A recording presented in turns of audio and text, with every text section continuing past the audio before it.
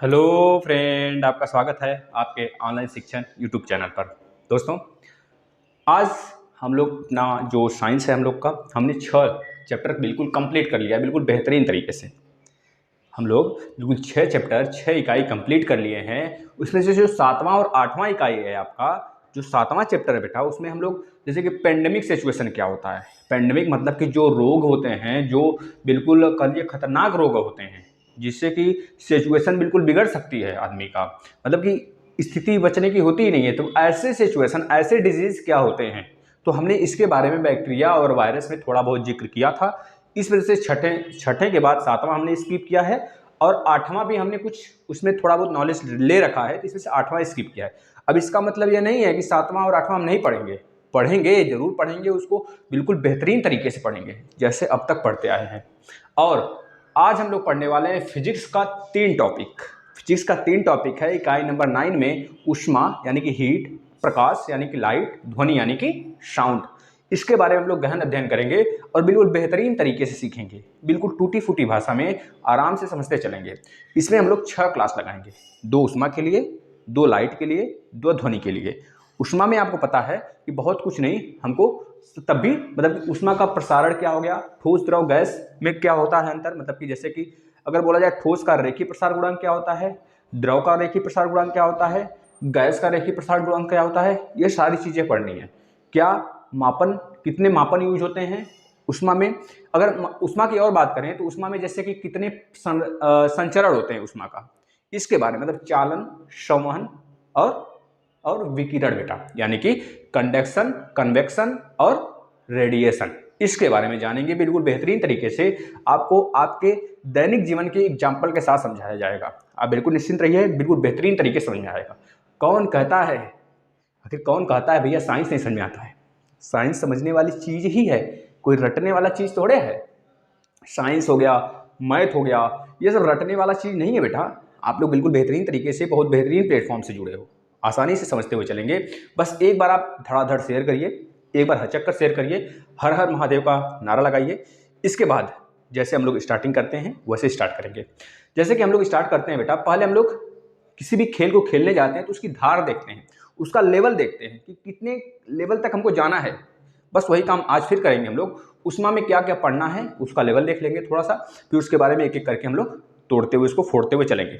आपके सामने दिख रहा है 3 हमने डायग्राम बनाया है, शायद अच्छा ना बना हो, लेकिन फिर भी ठीक ठाक हमको लग रहा है कि हम इसे समझा सकते हैं आपको। बस लिया है हम प्रैक्टिकल के लिए आपको एक इसका मतलब कि कल एक थर्मामीटर भी लाए हैं आपके सामने। थर्मामीटर जो टेम्परेचर मेजर करने वाला था डॉक्टर के पास, वो भी लाए हैं। हाँ, आप बिल्कुल ध्यान से, हम दिखाएंगे आपको, अभी सामने ही आपका।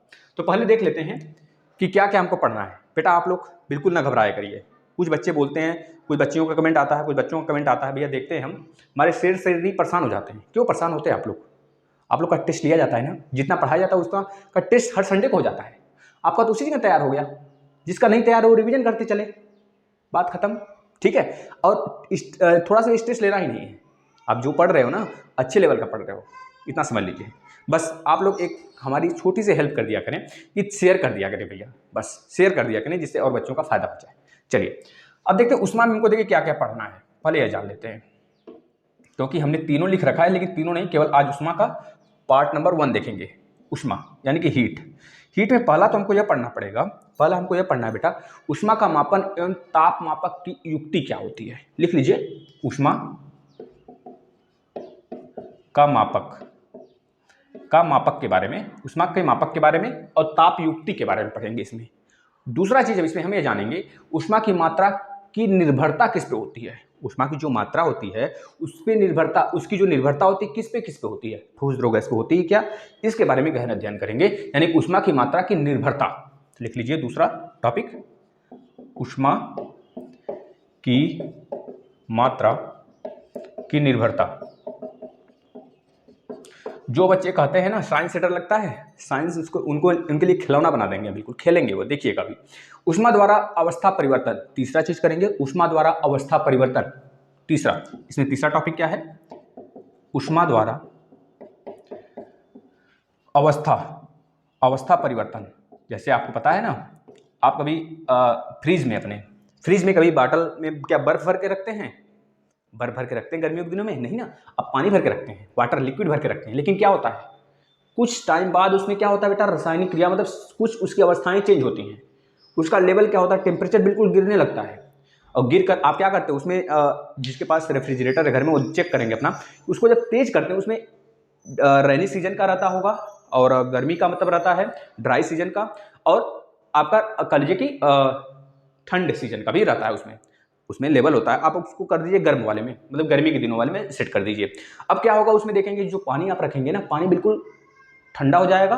बाय द वे अगर आप फ्रीजर में रख देते हैं, बिल्कुल ऊपर वाले पोर्शन पर रख देते हैं, और फ्रीजर ऊपर क्यों होता है, इसका भी कारण है, हम बताएंगे कभी जब इसका चर्चा होगा इसमें, अभी आगे बता देंगे। फ्रीजर क्यों ऊपर ही होता है हमेशा, नीचे भी तो हो सकता है फ्रीजर से सुरा, ऊपर ही क्यों चढ़ा होता है, उसका भी कारण होता है, हम बताएंगे उसको।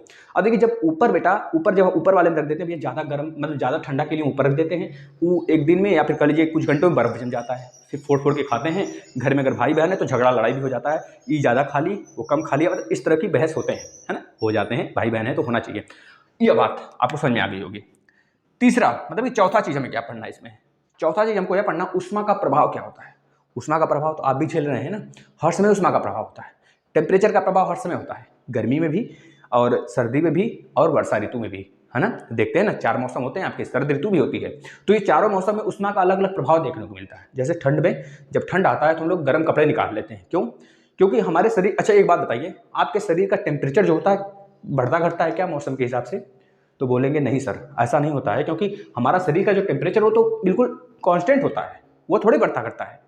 बढ़ता घटता है तो इन्वायरमेंट का ना टेम्परेचर, जो इन्वायरमेंट का टेम्परेचर बढ़ा तो हमें गर्मी फील होने लगी, जो इन्वायरमेंट का टेम्परेचर डाउन हुआ तो हमें ठंडी फील होने लगी।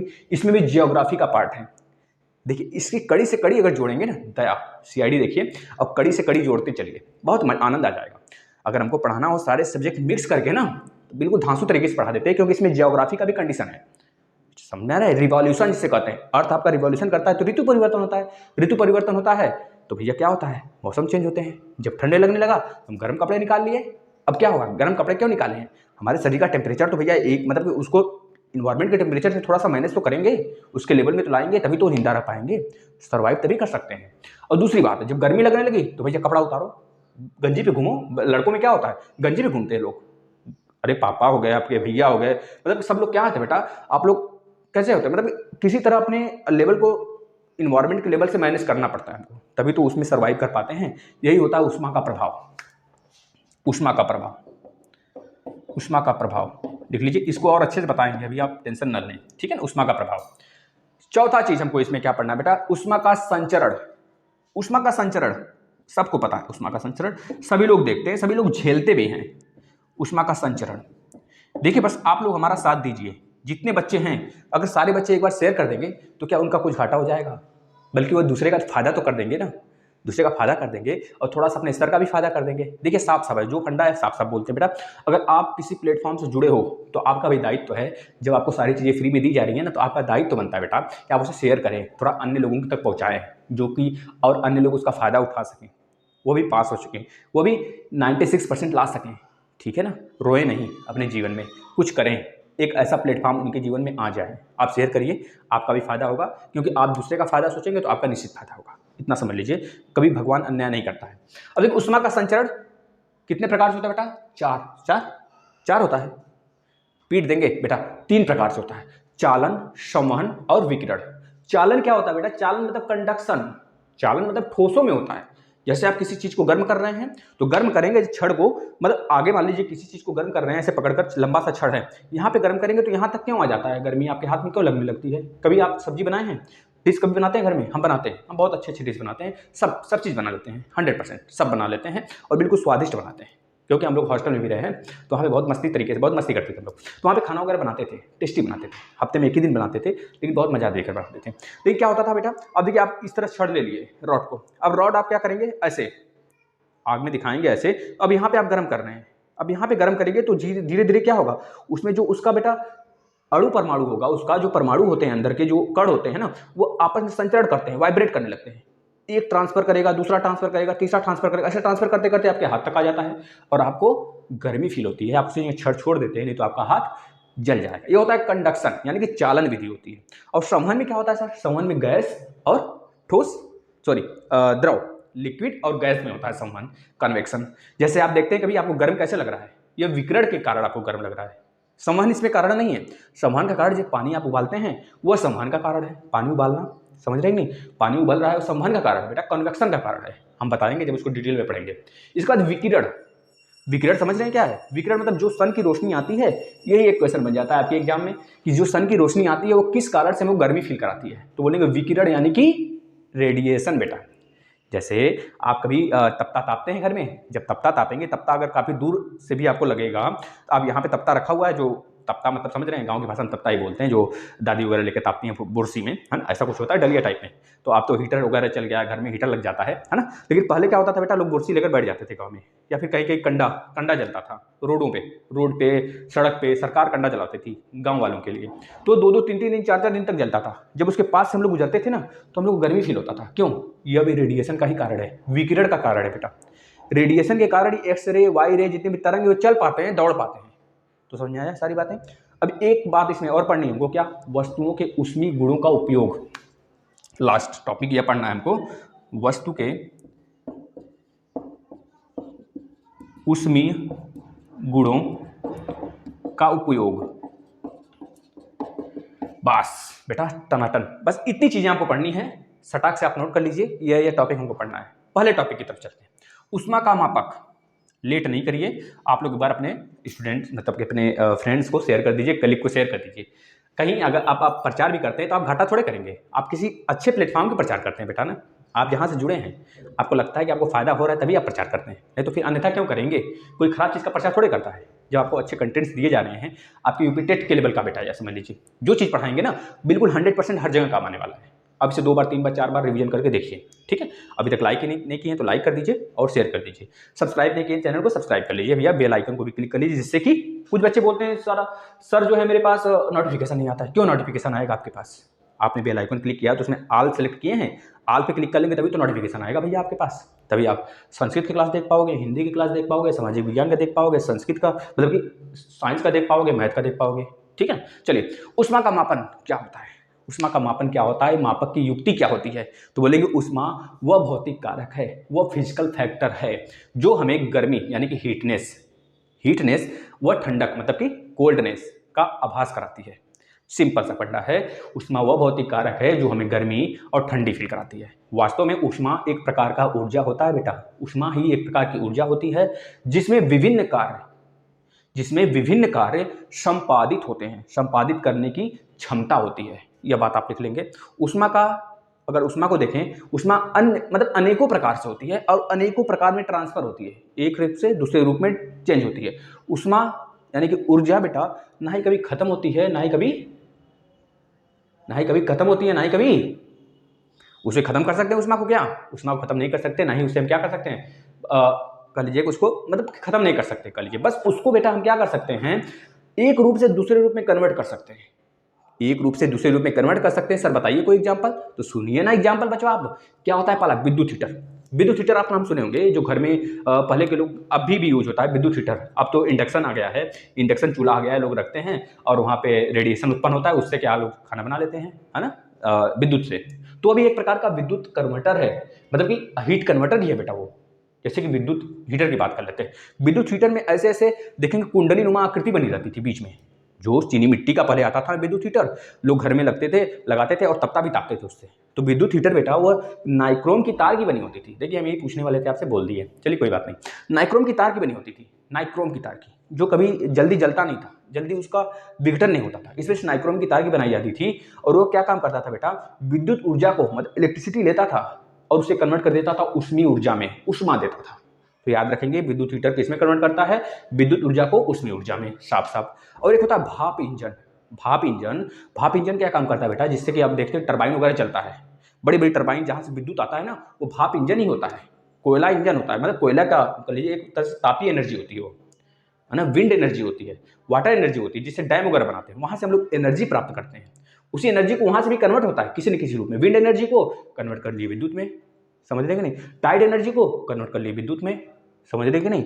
इसी तरह बेटा बहुत सारे, जैसे भाप इंजन है, भाप इंजन को क्या है, वो ऊष्मा ऊर्जा है, उसमें ऊष्मा होता है, ऊष्मा को हम यांत्रिक एनर्जी में कन्वर्ट कर लिए, मैकेनिकल में, टरबाइन घुमा दिए, पूरा काम होने लगा हमारा, समझ रहे कि नहीं।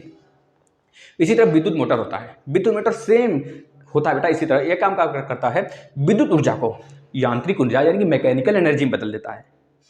समझ रहे हैं कि नहीं? इसी तरह सेम जनरेटर होता है, विद्युत मोटर का सीधा उल्टा होता है जनरेटर। यह क्या काम करता है? मैकेनिकल यानी कि यांत्रिक ऊर्जा को विद्युत ऊर्जा में कन्वर्ट करता है। जब आप जनरेटर चलाते हैं, जनरेटर में प्रोपेलर घुमाते हैं, प्रोपेलर बोल रहे हैं, देखिए क्या होता है बेटा, ईएमएफ मतलब कि ईएमएफ होता है उसमें। विद्युत जब कटता है ना, विद्युत तो जब घुमाते हैं आप उसको हैंडल को, तो अब तो आ गया है मिनी कह लीजिए जनरेटर वगैरह आ गया, उसमें घुमाना पड़ता है नहीं, छोटा सा बटन होता है, उसको टिपते तुरंत स्टार्ट हो जाता है खटखटा के, है ना। या फिर आप देखते होंगे ठेले वगैरह में जो गन्ना वाला बेचता है वो बेचारा घुमाता है, या फिर वो भी काम करता है, सीधा बटन होता है, एक बार टिपता है, खट से खींचता है, स्टार्ट हो जाता है उसका जनरेटर, पूरा ठेला फेला हिलने लगता है। कहते हैं ससुरा कहीं हिल रही, अरे ससुरा हिल रही, इस तरह से कहीं कुछ जनरेटर चलाया है ना, तो ठंडा मजा ले लेते हैं फिर हम लोग, है ना। इस तरह होता है। इस तरह विद्युत जनरेटर जो होता है बेटा, उसको क्या करते हैं हम लोग, जब चलाते हैं हैंडल देते हैं, क्योंकि ये था यह हम देखे हैं, देखिए क्या है, था भी घर में, तो इसको जब घुमाते हैं, जैसे घुमाए तुरंत यांत्रिक ऊर्जा दिए। घुमाने का मतलब क्या, फिजिकल जब काम किए तो मतलब यांत्रिक ऊर्जा दिए, और तुरंत जब उसको निकाल लिए तो इलेक्ट्रिसिटी पूरे घर में जहाँ जहाँ सप्लाई वहाँ पहुँच जाती थी। मतलब जनरेटर यांत्रिक ऊर्जा को विद्युत ऊर्जा में कन्वर्ट करता है। इसी तरह विद्युत बल्ब है, विद्युत बल्ब जो बेटा विद्युत ऊर्जा को लेती है, हमें ऊष्मा में चेंज करती है, मतलब ऊष्मा देती है। अगर वहाँ पे आप लगाएंगे हाथ ना, तो वहाँ पे आपको हीट लगेगा, गर्म लगेगा, और वो लाइट भी देता है, मतलब प्रकाश ऊर्जा में भी कन्वर्ट करता है। मतलब विद्युत बल्ब जो है आपका, वो प्रकाश ऊर्जा और ऊष्मा ऊर्जा दोनों में कन्वर्टन करता है। ठीक है। मोमबत्ती, सिंपल सा मोमबत्ती देख लीजिए, रासायनिक ऊर्जा को प्रकाश ऊर्जा में कन्वर्ट करता है और हीट एनर्जी भी देता है, वहां से ऊष्मा भी निकलता है। इस तरह हो गया। अब देखिए आपको एक बात बताते हैं बेटा, अगर आपको पता है कि कार्य क्या होता है, कार्य बराबर क्या होता है, कार्य बराबर होता है बल गुणे विस्थापन। कार्य बराबर क्या होता है, बल गुणे विस्थापन। इसको इरेज करते हैं 1 मिनट, फिर इसके बाद हम आपको समझाते हैं थोड़ा सा। कार्य बराबर क्या होता है, इसको आप नोट कर लीजिए थोड़ा सा, है ना, इसको इरेज करने में। कार्य बराबर क्या होता है, टाइम ज़्यादा तो नहीं हो रहा बेटा ना।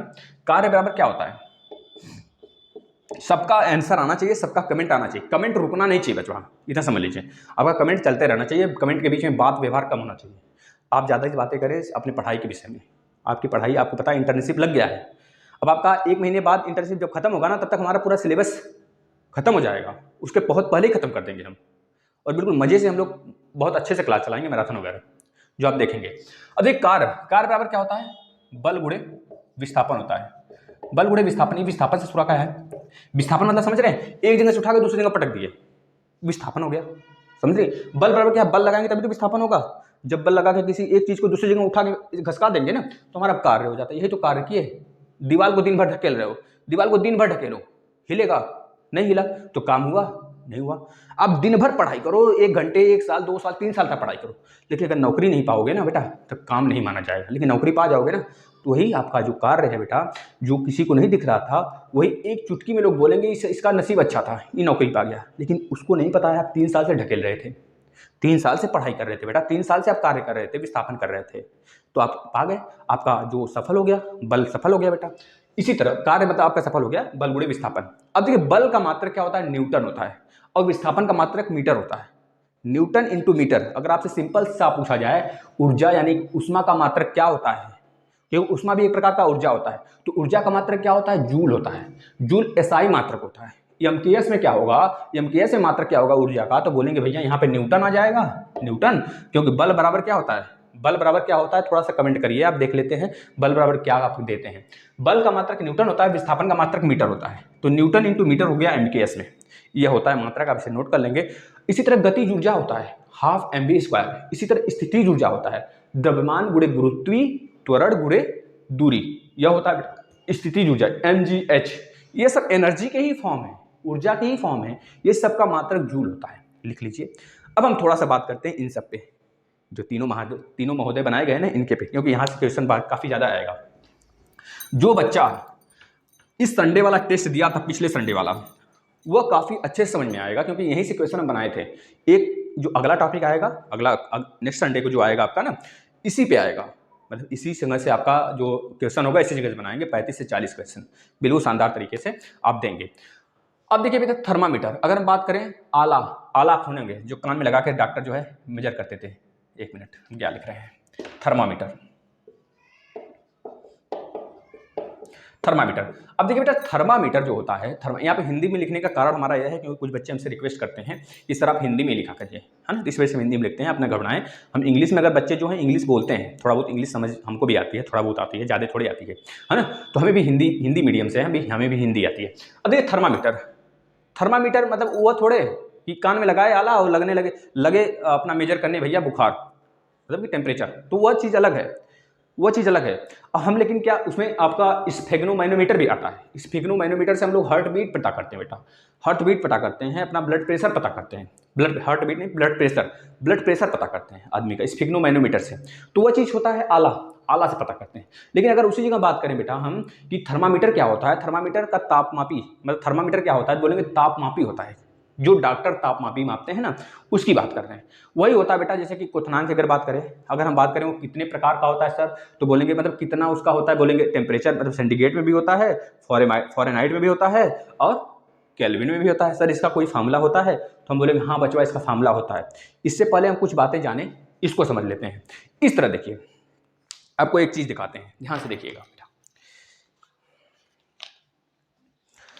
यही होता है, देखिए यही है जो आपके लिए हम लेकर आए हैं, यहाँ पे आपको दिखा देते हैं, यही है, देखिए देख रहे हैं, क्योंकि हमारे यहाँ थोड़ा सा ये सब सुविधा है, रखा रहता है घर में, कभी ज़रूरत पड़ जाए, कब किसकी ज़रूरत पड़ जाए, समझ रहे कि नहीं। और कोरोना ससुरा तो परेशान कर दिया था बीच में, तो ज़रूरी हो गया था थोड़ा बहुत। तो अब देखिए यहाँ पे ये देख रहे हैं, यही है आपका आला बोल रहे हैं, देखिए तापमापी जो डॉक्टर लोग यूज करते हैं, डॉक्टर इसे बोलते हैं डॉक्टर तापमापी। डॉक्टर क्या करते हैं बेटा, इसे मुंह में घुसा देते हैं या फिर कांखी में लगा देते हैं या फिर ऐसे जगह जैसे गले में लगा दिया, इसे पकड़ ऐसे किए रहो, या फिर ऐसे कांखी में दबा दे ऐसे किए रहो, हिलोगे तो फिर डांट सुनोगे, मुंह में लगाए रहो, जब तक नहीं बोलेगा तब तक जीभ नहीं हिलना चाहिए, नहीं ससुरा डांटेगा, है ना। तो इस तरह बेटा हम क्या करेंगे, इसको ऐसे किए, ऐसे देखते हैं। अब देखिए इसमें ना फॉरेनहाइट, यहाँ पे जो हम लिए हैं यहाँ पे एक तरफ फॉरेनहाइट में है, दूसरी तरफ सेंटीग्रेड में है, तो इसमें 108 डिग्री फॉरेनहाइट तक है, और इधर अगर सेंटीग्रेड में देखें तो 42 डिग्री सेंटीग्रेड तक है। 108 तक ही होता है सर, क्या बड़ा भी हो सकता है छोटा भी हो सकता है, क्योंकि इसमें जो लिक्विड भरा होता है बेटा ना वो पारा होता है, पारा Hg से बोलते हैं, क्योंकि जो पारा की क्वालिटी होती है, पारा एक धातु होता है, पारा धातु होता है, रूम टेम्परेचर पर लिक्विड अवस्था में होता है, इस वजह से हम इसमें भरते हैं, जिससे कि हमें थोड़ी सी भी गर्माहट इससे फील हो ना तो ऊपर नीचे से पूरा चढ़ जाता है। अभी क्या करेंगे, जब जिसको हम यहाँ पे लगाए, यहाँ पे जो लगाए, क्योंकि इस समय मुझे काफ़ी गर्मी हो रही है, हम छत पे काफ़ी ऊपर हैं, तो इस वजह से गर्मी हो रही है मुझे। अगर इसको थोड़ा सा लगाएंगे ना, देखिए इसमें अभी फिलहाल में जो पारा चढ़ा हुआ बेटा आप तो नहीं देख पाएंगे, हम देख पा रहे हैं इसे 39 डिग्री सेंटीग्रेड चढ़ा हुआ है, क्योंकि रूम टेम्परेचर थोड़ा सा यहाँ पे ज़्यादा है, क्योंकि धूप लगा है, धूप चारों तरफ है, तो इस वजह से रूम का टेम्परेचर थोड़ा सा ज़्यादा है इसमें। इसी तरह अगर हम देखते हैं हमारे शरीर का जो होता है बेटा, कि कह लीजिए कि नॉर्मल टेम्परेचर कितना होता है सेंटीग्रेड में, तो बोलेंगे 37 डिग्री सेंटीग्रेड होता है।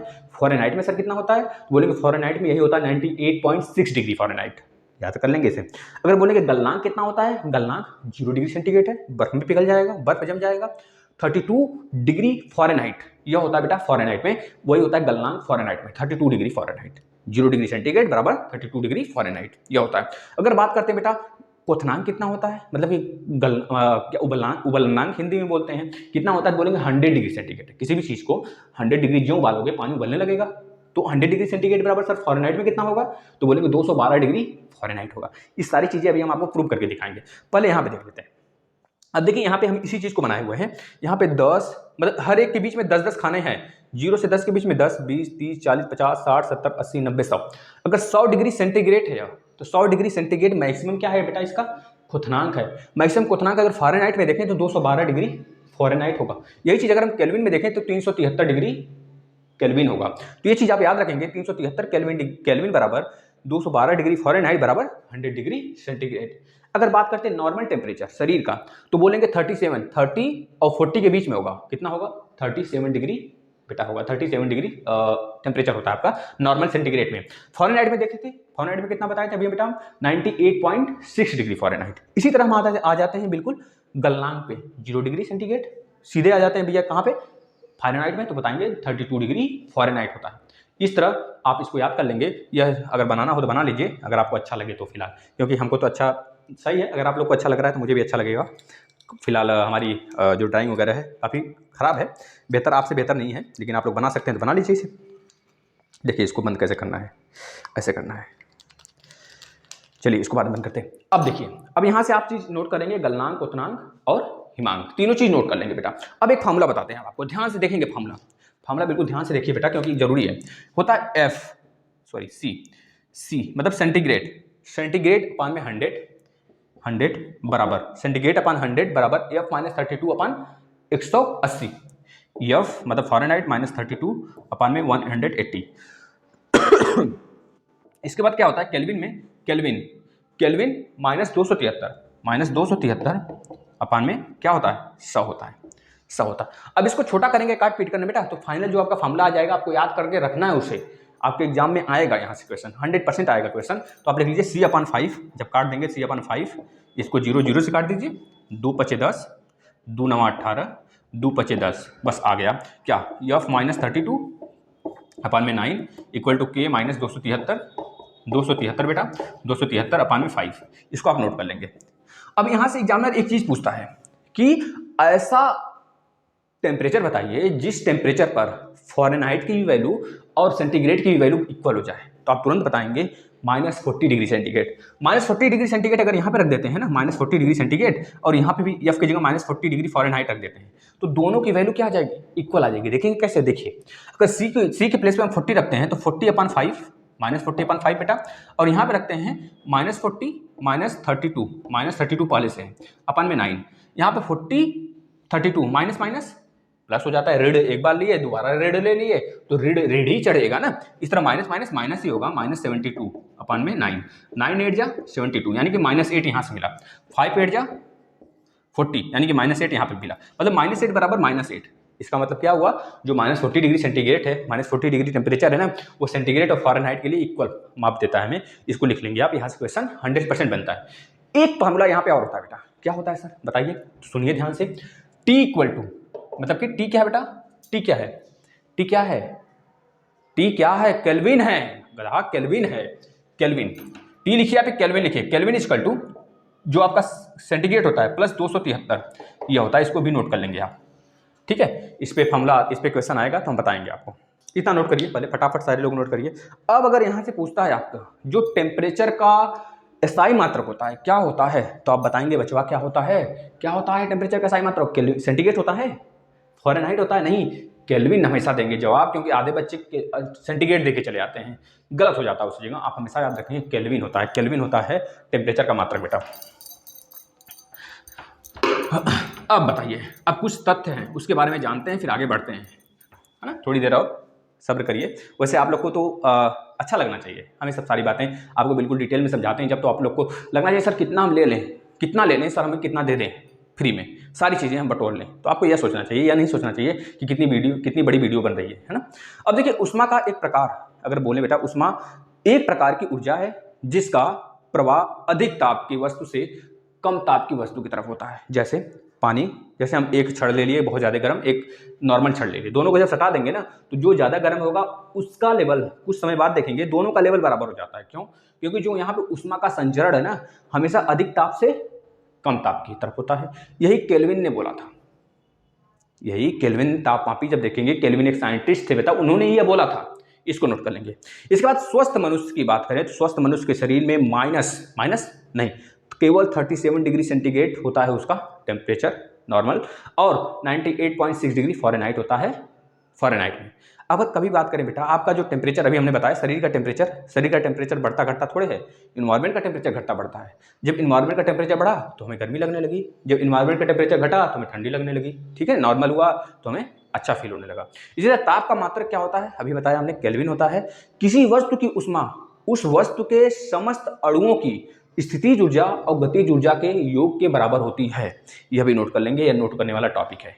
इसके बाद एक चीज और नोट करेंगे, किन्हीं दो वस्तुओं में ऊष्मा की मात्रा समान होने पर, किन्हीं भी दो वस्तु में जब ऊष्मा की मात्रा समान होती है, कोई भी दो वस्तु है, दोनों में जब ऊष्मा की मात्रा समान होती है, इक्वल होती है ऊष्मा की मात्रा, जब ऊष्मा की मात्रा इक्वल होती है तो इसका मतलब यह थोड़े है कि ताप भी समान ही होगा, हो सकता है ताप असमान हो जाए।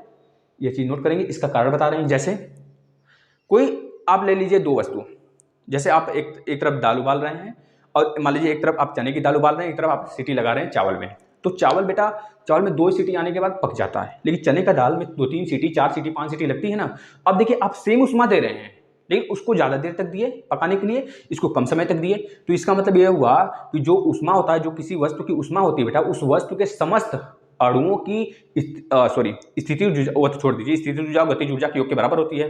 लेकिन किन्हीं भी दो वस्तु के उष्मा की मात्रा समान होने पर, समान दे रहे थे, समान होने पर ताप जो है ये जरूरी ना हो कि समान ही हो, ताप बढ़ता घटता है, ये चीज मान रखेंगे आप, अपने दिमाग में रख लेंगे कुछ आगे। इसके बाद इसी प्रकार अगर दो वस्तुओं को अभी तक क्या दे रहे थे, समान उष्मा दे रहे थे, तो ताप असमान रहता था।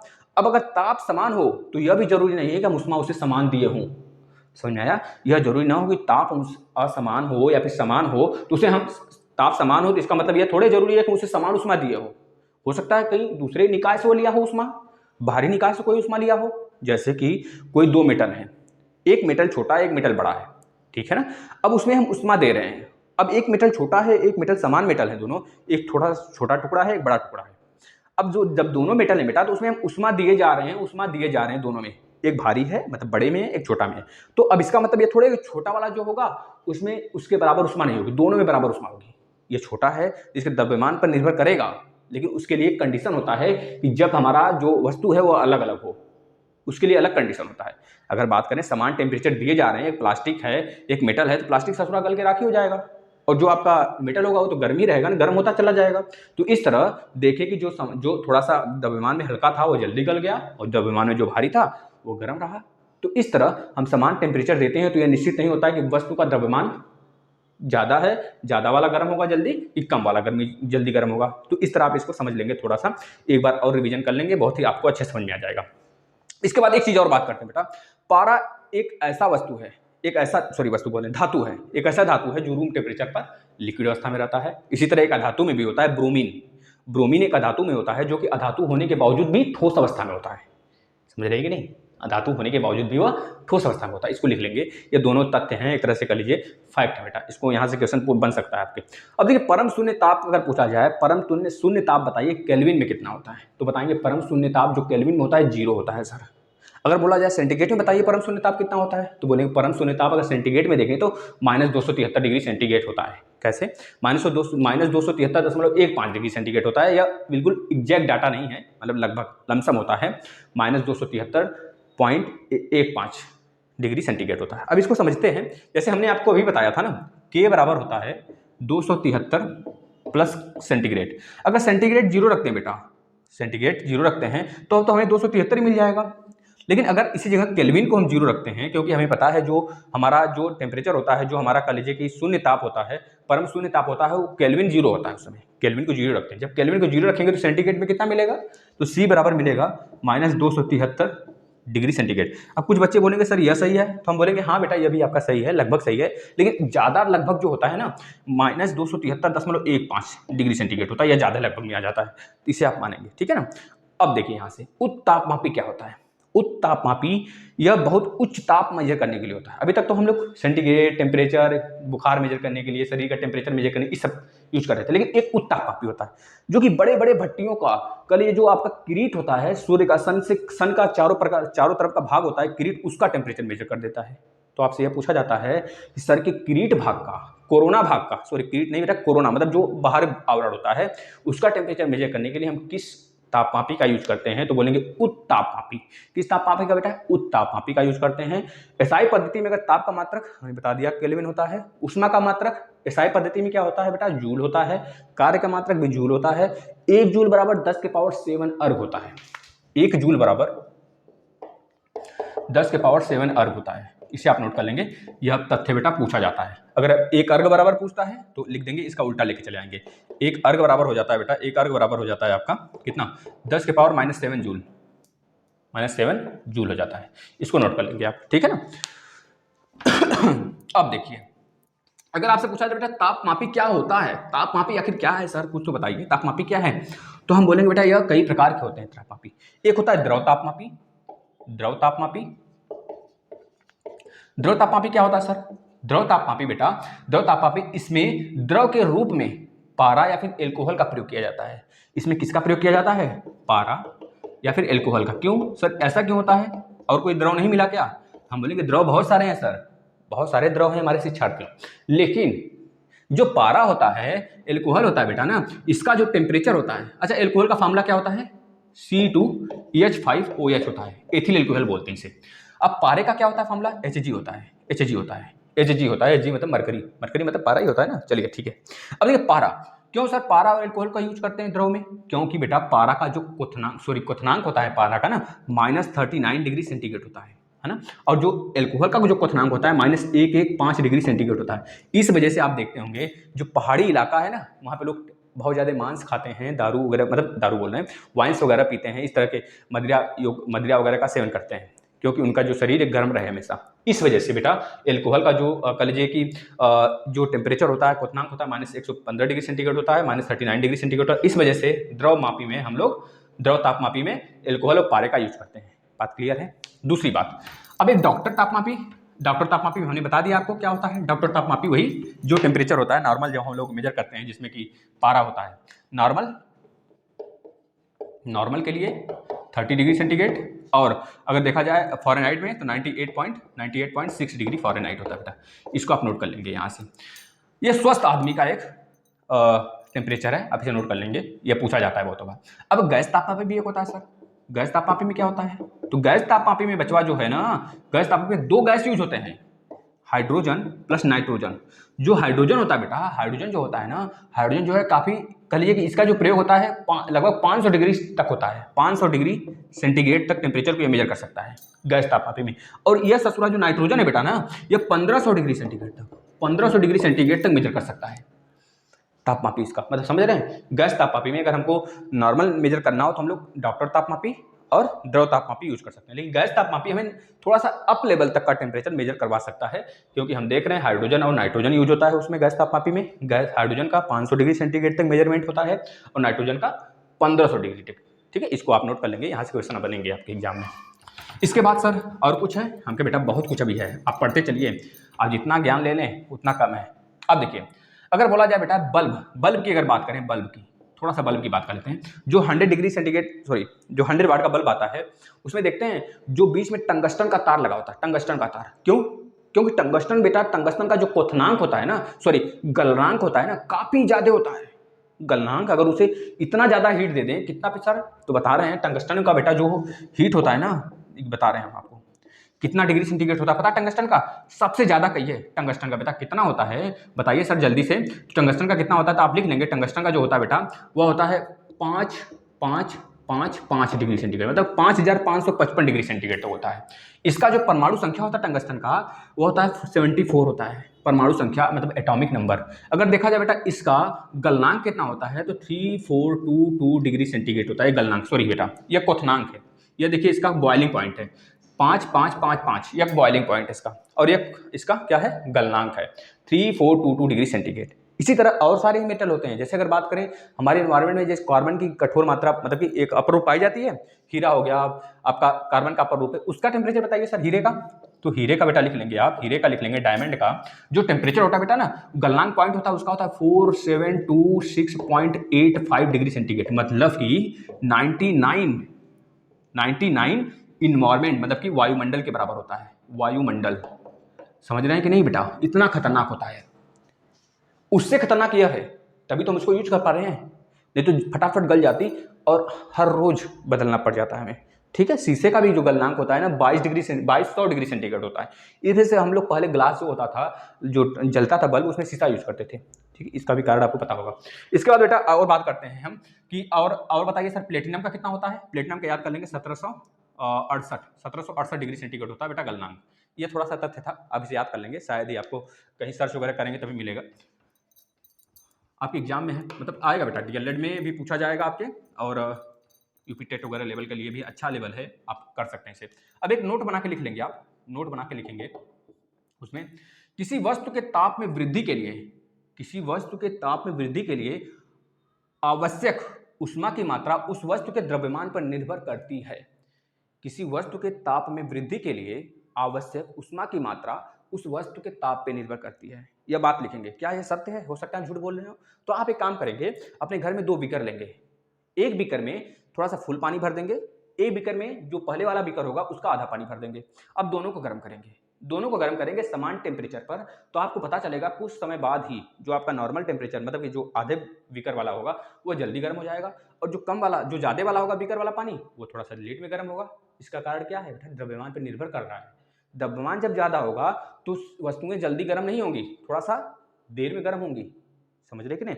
क्योंकि ज़्यादा चीज़ को जलाने में हमको जल्दी मतलब ज़्यादा समय लगेगा, कम चीज़ को जलाने में हमको कम समय लगेगा। इस तरह आप समझ सकते हैं थोड़ा सा। अगर समझ में आ गया हो तो थम्स अप कर दीजिए, लाइक कर दीजिए आप लोग।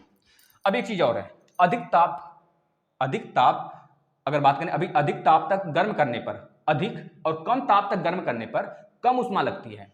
वस्तु जो उष्मा होता है, उष्मा की मात्रा जो होती है बेटा, वस्तु को तापांतर पर निर्भर करती है। जैसे अगर हम यहाँ से बात करें, एक बीकर का पानी ले लें पूरा फुल और एक हाफ बीकर में पानी ले लें, हाफ बीकर में, जो इस बीकर का पानी है बेटा और जो इस बीकर का पानी है, दोनों मान लेते हैं बराबर है, बराबर क्वांटिटी में है। लेकिन अगर यहाँ पे हम टेम्परेचर ज़्यादा दें और यहाँ पे टेम्परेचर कम दें तो कौन जल्दी उष्मा लेगा? यह वाला जल्दी उष्मा लेगा। लेकिन इसमें ज़्यादा उष्मा लॉस में भी चली जाएगी। जब ज़्यादा उष्मा देंगे तो ज़्यादा उष्मा लॉस भी होगी। इसी तरह जब इसको जब गर्म करेंगे, इसमें कम एनर्जी दे रहे हैं। यहाँ पे स्प्लिट लैंप है, जो स्प्लिट होता है लैबोरेटरी में, जो स्प्लिट यूज करते हैं हम लोग ना, वो लैंप है। इस लैंप को थोड़ा सा कम तेज, मतलब हल्का तेज करके गर्म कर रहे हैं। इसको ज़्यादा तेज करके तो ज़्यादा उष्मा लॉस होगी और ज़्यादा मतलब जल्दी भी यह गर्म हो जाएगा। लेकिन इसमें क्या होगा, क्वांटिटी दोनों का समान है बेटा बीकर में। जब इसको हम उष्मा दे रहे हैं बेटा नॉर्मल टेम्परेचर पे, इससे कम टेम्परेचर पर, तो यह वाला देख रहे हैं कि थोड़ा धीरे धीरे गर्म हो रहा है, लेकिन उष्मा का लॉस जो है कम होता है। जैसे मम्मी लोग घर में बोलती है ना कि गैस जो है गर्म करके गर्माओ, मतलब थोड़ा सा कम करके कोई खाना वगैरह पकाओ, तो जिससे क्या होगा, उष्मा का लॉसेस कम होगा, गैस की बचत कम होगी, मतलब ज़्यादा होगी गैस की बचत। थोड़ा सा गलती निकल जा रही तो माफ़ी दीजिएगा। कि गैस का जो बचत है बेटा ना, वो ज़्यादा होगा, क्योंकि अगर ज़्यादा तेज करके गर्माएंगे तो उष्मा का लॉसेस ज़्यादा होगा, एनर्जी ज़्यादा लॉस हो जाएगी हमारी, और जो कमी उष्मा मतलब उष्मा के रूप में कमी हम यूज कर पाएंगे, ज़्यादा लॉस में चला जाएगा, इन्वायरमेंट में चला जाएगा। इस वजह से मम्मी लोग घर में सलाह देती हैं कि जो खाना बनाइए धीमी आंच पे बनाइए। अब गैस बचाइए आप लोग, ठीक है बेटा, गैस बचाइए, पापा का पैसा बचाइए इसमें। लड़कियां ज़्यादातर भैया मतलब उनका दिमाग कहीं और होता है लड़कियों का, और अब खाना वगैरह बनाती, खैर सबका दिमाग अलग अलग होता है। अब देखिए यहाँ पे समान द्रव्यमान की भिन्न भिन्न वस्तुओं को समान समय तक गर्म करने पर उनके ताप में वृद्धि अलग अलग होती है। यह भी एक तथ्य लिख लेंगे। इसका कारक है, क्योंकि ये बहुत सारे कारक पे डिपेंड करते हैं। कौन कौन कारक सर? पहला लिख लेंगे विशिष्ट उष्मा पे निर्भर करते हैं। विशिष्ट उष्मा को किससे दिखाते हैं? तो बोलेंगे यश से दिखाते हैं। इसके बाद बेटा किस पर निर्भर करता है? द्रव्यमान पर निर्भर करता है, जो अभी हमने बताया आपको, यम पर निर्भर करता है। इसके बाद देखेंगे तो तापमान, मतलब कि तापांतर पर निर्भर करते हैं। तापांतर पर डेल्टा टी बराबर पहले जितना था और जितना लॉस हुआ, जितना अब बचा है, T1 माइनस T2 कर लीजिए, यह हो गया। अब इसका सर फार्मूला क्या होता है? तो बोलेंगे उष्मा की मात्रा Q बराबर पदार्थ का द्रव्यमान m गुणे पदार्थ की विशिष्ट उष्मा S गुणे डेल्टा टी, मतलब कि पदार्थ का तापांतर डेल्टा टी, यह होता है। अब आपसे पूछा जाए विशिष्ट उष्मा का फार्मूला बताइए, तो आप बोलेंगे S इक्वल टू क्यू अपान में m डेल्टा टी, बेटा m डेल्टा टी। यह m और डेल्टा टी कहाँ गया? नीचे आ गया। विशिष्ट उष्मा का फार्मूला यह निकल के आ गया, और यही हम पिछले वाले टेस्ट में, संडे वाले में इंक्लूड किए थे। आप लोगों ने जवाब शायद ही दिया हो, जो पढ़े होंगे तो दिए होंगे, ये तो फिर आपने कराया था, देख लीजिए वहाँ पे जाके। यह हो गया आपका फार्मूला, कैसे आया आपको पता हो गया ना, बस लिख लीजिए। अब चलते हैं आगे। अब एक चीज आपको बताते हैं, इसको नोट करने वाला पॉइंट है बेटा, नोट करेंगे। 1 ग्राम जल के ताप में 1 ग्राम जल के ताप में 1 ग्राम जल के ताप में 1 डिग्री सेंटीग्रेड की वृद्धि के लिए आवश्यक जो उष्मा होती है, जो उष्मा की मात्रा होती है, आवश्यक उष्मा की मात्रा को हम क्या कहते हैं? केल्विन कहते हैं। क्या कहते हैं बेटा? केल्विन कहते हैं। केल्विन एक प्रकार की एनर्जी है बेटा, केल्विन कहते हैं। क्या कहते हैं? केल्विन है बेटा, कैलोरी कहते हैं। कैलोरी लिखिएगा, कैलोरी। केल्विन तो टेम्परेचर का मात्रक है ना। 1 ग्राम जल के ताप में 1 डिग्री सेंटीग्रेड की वृद्धि के लिए आवश्यक उष्मा की मात्रा को हम क्या कहते हैं? 1 कैलोरी कहते हैं, 1 कैलोरी कहते हैं। अब 1 कैलोरी क्या होता है? आप कभी चिप्स का पैकेट लेते होंगे, बिस्किट का पैकेट लेते होंगे, तो उसके पीछे लिखा होता कि कैलोरी ग्रीन कलर का बना होता होगा, उसके पीछे लिखा रहता होगा कैलोरी। क्यों? क्योंकि उसमें कुछ ना कुछ एनर्जी जरूर होती है ना। तो अब 1 कैलोरी बराबर कितना होता है? तो बोलेंगे 1 कैलोरी बराबर सर होता है, जो 1 कैलोरी बराबर होता है 1 1 कैलोरी बराबर होता है 4.18 जूल होता है। एनर्जी में कन्वर्ट होता है। लेकिन अगर बोलें 1 किलो कैलोरी बराबर कितना होता है, 1 किलो कैलोरी बराबर कितना होता है बेटा, तो बोलेंगे 4.18 गुणे 10⁻³ जूल होता है। इसे नोट कर लेंगे आप, बस यहीं तक था। अब थोड़ा सा एक चीज देखते हैं। अब इसके बाद हम पढ़ेंगे ठोस में रैखिक प्रसार गुणांक, द्रव में और गैस में। अब देखिए, अगर आप कभी अपने घर में देखे होंगे बेटा, इसको रख लेते हैं थोड़ा सा, तो विद्युत अथवा टेलीफोन के तार होते हैं, उनके बीच उनको थोड़ा सा ढीला बनाया जाता है। क्यों? क्योंकि पता है जब ठंडी के दिन में वो सिकुड़ेंगे ना तो टूट सकते हैं, इस वजह से उनको थोड़ा सा ढीला रखा जाता है। जैसे अगर आपसे बोला जाए जो रेल की पटरियां होती हैं सर, उसको गर्मी के दिन में क्यों बिछाया जाता है? क्योंकि गर्मी के दिन में ना ठोस में ज्यादा विस्तार होता है, ज्यादा प्रसार होता है, ज्यादा फैलते हैं। इस वजह से गर्मी के दिनों में उनको जल्दी बिछाया जाता है, इस वजह से कि अपने जो उनके बीच का गैप होता है ना वह बरकरार रहे। या फिर अगर ठंडी के दिन में बिछा दिया गया उनको, तो गर्मी के दिनों में अगर फैलेंगी तो टेढ़ा टेढ़ा हो जाएंगी, एक्सीडेंट हो जाएगा। इस वजह से उसको गर्मी के दिन में बिछाया जाता है कि वो अपने प्रसार आसानी से, मतलब कि पहले से प्रसार रहें, और ठंडी के दिन में अगर सिकुड़े भी तो थोड़ा दिक्कत कम हो। इस चीज़ को आप ध्यान से रख लेंगे बेटा। इसके बाद एक चीज़ और आप ध्यान देंगे, लोहे का पुल जो बनता है बेटा, लोहे का पुल जो बनता है, आप देखे होंगे जो उसमें एक गर्डर होता है, एक तरफ गर्डर से कसा गया होता है पुल में और एक तरफ छोड़ दिया गया होता है। क्यों? जैसे आप देखते होंगे जो हमारा खंभा वगैरह होता है बिजली का तार, उसमें एक तरफ कसा गया होता है, एक तरफ खोला गया होता है। क्यों? क्योंकि एक तरफ इस वजह से कस दिया जाता है कि गिरे ना, और दूसरी तरफ इस वजह से छोड़ दिया जाता है ना कि गर्मी के दिन में यह फैले भी तो टूटे ना। समझे कि नहीं? यही कारण होता है। तो इसमें अगर आपको समझ में आ गया हो ना, बहुत अच्छी बात है। इसके आगे हम लोग नेक्स्ट वीडियो में लाएंगे और उष्मा खत्म कर देंगे उसमें। इसके बाद आपकी रिस्पॉन्सिबिलिटी है, आप इसे ज़्यादा से ज़्यादा शेयर करें, अपने फ्रेंड्स तक पहुँचाएं बेटा। और सारे क्लासेस चल रहे हैं, आप बिल्कुल चिंता ना करें, बिल्कुल बेहतरीन तरीके से सारे क्लासेस फिनिश होंगे। ठीक है, हर संडे टेस्ट होता है, आप उसको जरूर उसमें इंक्लूड है। और संस्कृत का जवाब दें बेटा, संस्कृत हर मतलब रोज होता है 6 बजे। आप उसको बिल्कुल बेहतरीन तरीके से मैम द्वारा पढ़ाया जा रहा है, आपको क्वेश्चन कराया जा रहा है, उसको थोड़ा रिस्पॉन्स दीजिए। आप लोग के कहने से लगाया गया बेटा। बहुत कम बच्चे देखते हैं, लाइक जाता है 50, 60, 70, 80, 90, मैक्सिमम 1000 से व्यूज जाता है। आप लोग उसको थोड़ा सा पहुंचाइए बेटा, सबको पेपर देना है ना, आप लोग उसे यूज करिए, थोड़ा सा आप ही के लिए चलाया गया है। ठीक है ना? और हिंदी वगैरह क्लासेस आपका चल रहा है, जैसे कि बहुत ही बेहतरीन तरीके से सारे क्लासेस चल रहे हैं, आप देखिए इसमें। ठीक है दोस्तों, धन्यवाद।